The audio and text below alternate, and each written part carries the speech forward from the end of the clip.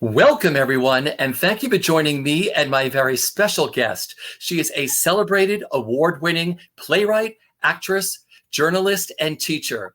And her latest film is Disney's Flora and Ulysses, about a young comic book fan, Flora, who saves a squirrel whose superhero powers brings hope and wonder to her family. It is a wonderful feel-good movie. It begins streaming on Disney Plus on February 19th. Please say hello to Anna Deavere Smith. How are you? I'm good. Great to see you again, Richard. Great to see you. It's been such a while. First of all, how are you and where are you? I'm in New York and I'm fine. And how about you? I'm the same thing. I'm in New York. I have been, hunkered down here. It's our 11th month since the New York theater shut down. Wow. Yeah. And I was wondering, how are you dealing with the ongoing pandemic? And is there more light in your days now? What is it like for you? Boy, I think, first of all, when you say it that way, that it's 11 months, it's just incredible. And I think the positive thing is it shows us how adaptable we are to some extent. Some people have struggled more than others, certainly, both in terms of living and dying and also just professionally. And I've been fortunate enough to have some writing projects that have more than kept me busy, but that, I'm very interested in. And so I feel very blessed in that way. And I taught last fall. And I actually have to admit that I kind of liked teaching on Zoom. I was very surprised. I was terrified of it all, but I was shocked. I loved it, actually. Yeah, that's terrific. I have to tell you, congratulations on the new Disney film. I watched this film 3 times already. It's such a feel-good movie. It's so what families need right now. And I was wondering, what attracted you to this originally? The script. The script and exactly what you're saying. It was such a positive way of looking at childhood. Something that could have been otherwise pathologized was kind of magical. And Richard, my last play was about, couldn't be further away, the school to prison pipeline, about, all the ways that kids get in trouble and just can't make it. And here, here's a little girl with a great imagination, and everything turns out just great. So let's talk about, your character is so wonderful, Dr. Meacham. What did you love the most about playing her when you read the script? I think what I liked the most about her is very, very simple, that she was just really nice, and that, people felt that they were welcome in her house and that she could, make a difference. She's a little zany. And that was fun. Usually I play very straightforward people, the national security advisor, Gloria Acolytis, and even my character on For the People was, very sort of straightforward people. And so she was fun. Yeah.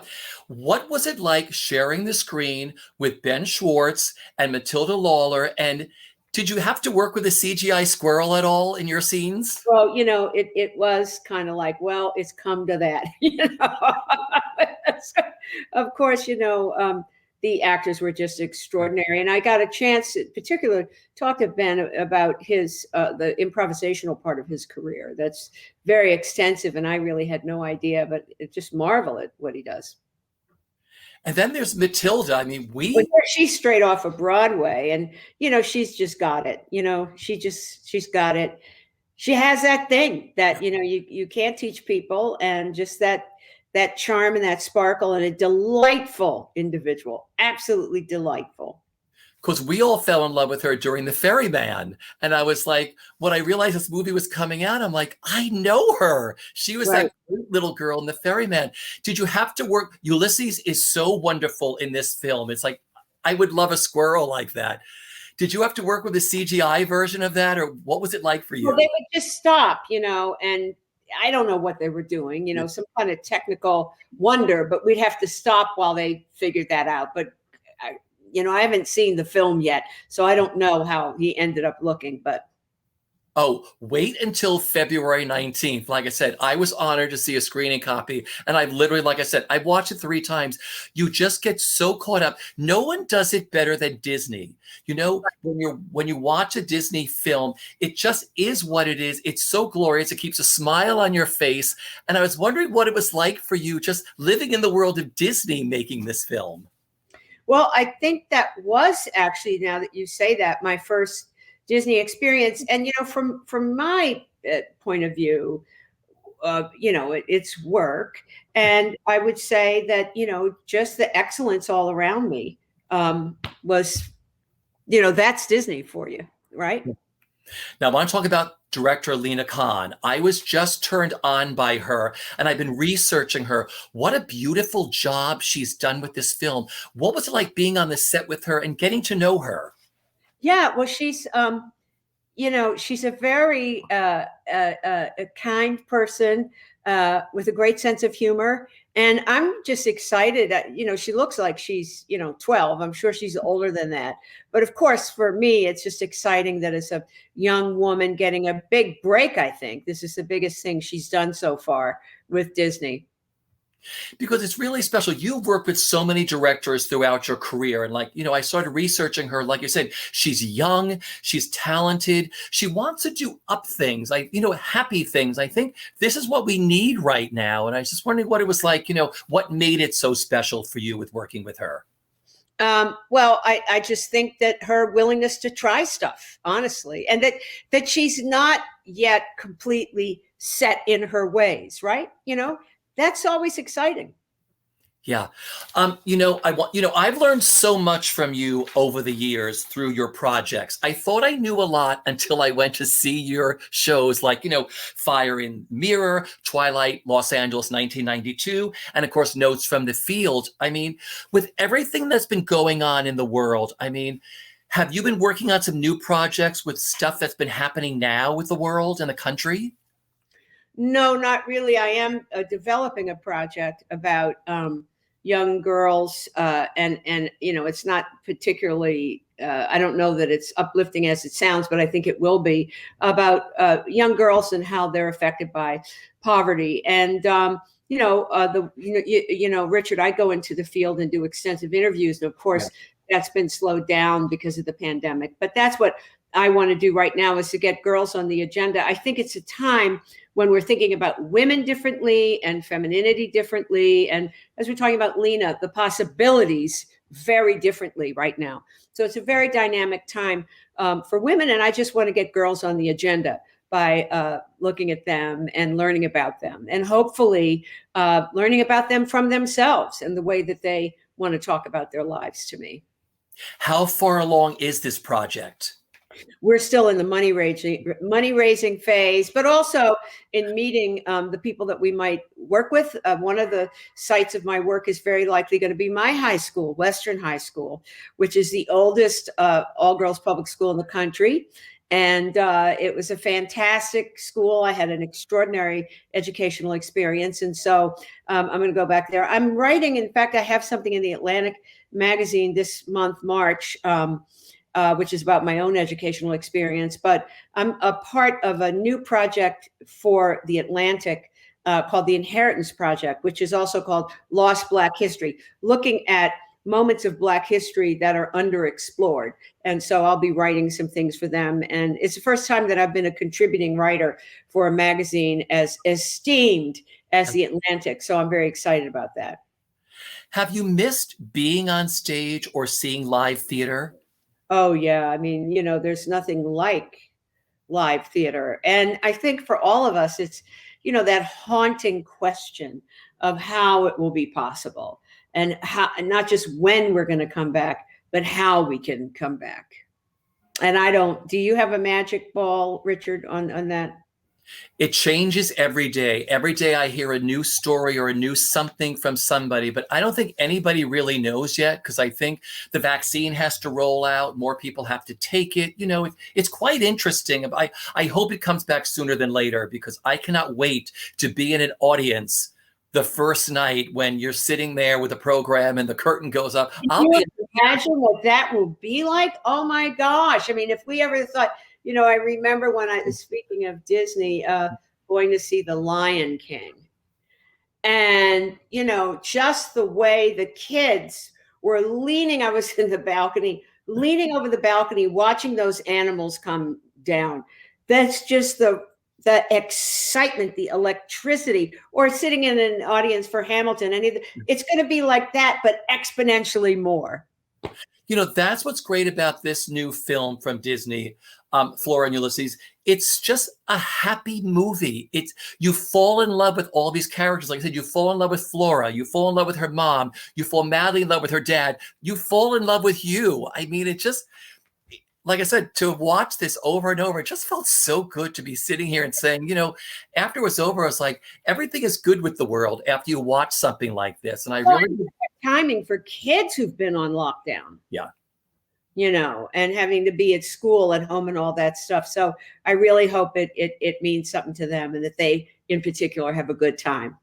Because I've told a lot of people that I was doing this, and they're like, oh my God, they were like, I was brought up on her books. I mean, we have to talk about Kate DiCamillo. I mean, her best-selling books. I mean, so many people either read these to their kids or like these were their favorite stories. And I mean, to talk about a young girl who's a comic book fan and finds this squirrel and there's the vacuum cleaner. And I mean, it's just, you fall madly in love with all of this stuff. So I think for parents and grandparents and kids all watching this together on, because people are still on lockdown or shut in or whatever, it's going to be great that Disney Plus is offering this to them. Exactly. And, Kate came to the set and I had a chance to meet her. And, she herself is a very uplifting person. And I love the book. Love the book. Yeah, all during this pandemic, I'm an uplifting person anyway. I'm uplifted. I just love, like I said, I just love uplifting things all during this pandemic. And I think this is so timely now. And the other fascinating thing about this, you had all finished filming this before the pandemic began, but I understand that Lena had to do all the editing, which is fascinating, all during the COVID pandemic. Right. I didn't realize that, but of course she did. Of course she did. Oof. Well, we were lucky that we were finished. I'm in Shonda's new show, Untitled, yeah. And we were shut down in the middle of filming, but they managed to have us come back and finish it. And I also did a West Wing in September. And, listen, it's got to be really expensive. I mean, these protocols are no joke, right? Yeah. It's amazing. And so the question is, I think for us in the theater, is it going to be that there are still unimaginable protocols that are going to be in place? I mean, I guess we should just do a whole bunch of one-person shows. At least that takes care of keeping the actors safe, but the audience is what I can't figure it out. I hope somebody's giving you great ideas, or that you're going to break a story about someone who's figured out how this can work for us. Well, that's why couldn't wait to talk to you today, because I thought if anybody should be doing a one-person show, it's you. Well, I'm in the research phase, and that always takes forever, but I'm cool. Well, we're so looking forward to it. Finally, what if you could sum up the best part of the experience of working on this film? What was it for you, Anna? The best part of the experience was, I would say exactly what I said before, is just how well everything was done, and the level of excellence of everybody, including a young lady like Matilda. I would say that was really the best part of it. That is great. Well, I want to thank you so much for stopping by today, because when all your fans at Broadway World heard you were going to be here, they were like, oh my gosh, they can't wait to see you. Well, thank you. And keep that upbeat, you're an elixir. Oh, I like that very much. So everybody, Disney's Flora and Ulysses starts streaming on Disney Plus on February 19th. It is such a feel-good, wonderful film for the entire family to watch. And like I said, you can stream it anywhere on any device. You can stream it together with your families or stream it alone. It's wonderful. Everybody stay safe. Anna, it's great to see you, my friend. So great to see you. Thank you for having me. Superheroes stand watch when danger closes in and save those in need. But they have one thing in common. They never show up in the real world. Until Ulysses. Every superhero comes to us with a purpose. We don't always see it at first. Because we don't always know where to look. Flora! What is this? I am Ulysses, born anew. Wholly unanticipated occurrences! Did you type this? He's a superhero. What? Do you have any enemies? I'm here about the squirrel. Danger lurks everywhere. Is he? He's flying.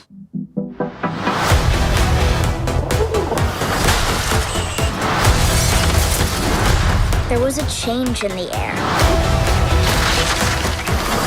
And the world was filling with excitement. Go! Who's hungry?